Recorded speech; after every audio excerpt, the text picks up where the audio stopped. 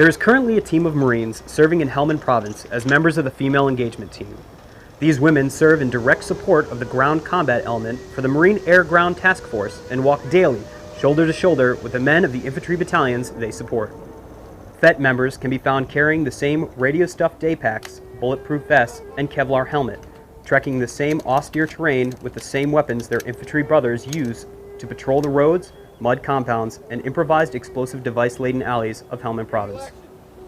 These fearless women walk out of the guarded security of the patrol bases and outposts and into the streets, expected to react instinctively like their long-trained infantry suitors and maneuver through the tight, swept IED lanes of the villages and districts Helmandese call home. The U.S. Marine FET utilizes female influence in support of JIROA and the commander by engaging the entire population and offering the commander an information and messaging capability that allows him to achieve his COIN objectives. Once you start into the COIN facet of your workup, that's when you need to pull FET in.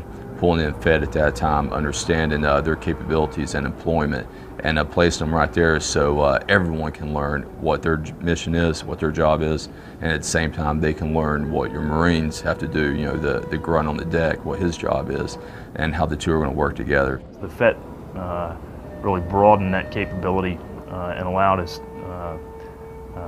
another weapon, so to speak, in engaging the population. Very effective at it, and I think what was key is that, and admittedly, you know, from the top down, Marines within the infantry battalion, there's a lot of unknowns when the FET shows up, so Marines wonder whether or not there's a capability there. By the end of it, I can tell you that we had squads asking for FET to go out with them because they routinely ran into situations where the FET was the right asset and capability in order to leverage it, whatever information or whatever intelligence they needed out on the patrol.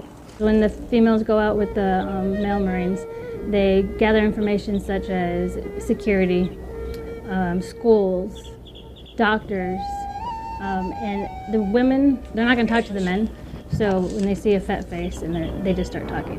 So they try to go out more than once, because the first time they might not talk to them, tell them all the information, but then you build that rapport with them, and then they're just going to talk to you about anything. The women, since they don't get visitors very often, they're really excited to have somebody come talk to them. And the males in the compounds really appreciate that when the Marines knock on their door, that they appreciate that they bring women because we're respecting their culture, and they love that. When we go out and we talk to the locals, they perceive us sometimes a lot better than they perceive the males. They see the males as more of an aggressive counterpart, whereas when we come out, they're more smiles and you just see them relax when we're around. So they're more, I guess you could say, they're going to be more comfortable giving us information that they wouldn't give our male counterparts. We can do searches in entrance control points and vehicle control points. We can engage with children, educate the children, not necessarily in reading and write, but like manners or not throwing rocks at the convoys. Minor stuff, you can just engage with the children and educate them how to wash hands and contribute to the health part of the country. We are given language classes in our training, we're given weapons handling classes, you know, so that we can be an asset, but we're also, you know, women. So that's our main capability. We can reach out to that part of the population that CO or XO cannot do. I think the typical mistake that a lot of commanders think, they just look at the women part. They think that we're only going to engage with the females. We're only going to meet with the female and talk to the females, and they forget about the whole Marine side. We are Marines first, and then we're going to contribute to the female engagement team as an enabler. They're very professional. They came to me with a good in-brief about what their capabilities were, and I tested them. You know, I pushed them out there and I made them. I gave them their task and purpose, and there's no breaks. You know, it's just a matter of like get out there and perform, which they did. I've got two very well qualified young ladies that are professionals, and they've worked with the Marines side by side within the guidelines for female engagement teams, and I'm pretty impressed with what they've done out here for us. When the females are out there on the street talking to the population just surround us. So that is a good tool to use to pass whatever message you need to be passed. It's right there with the females out there. There are means to gather intelligence.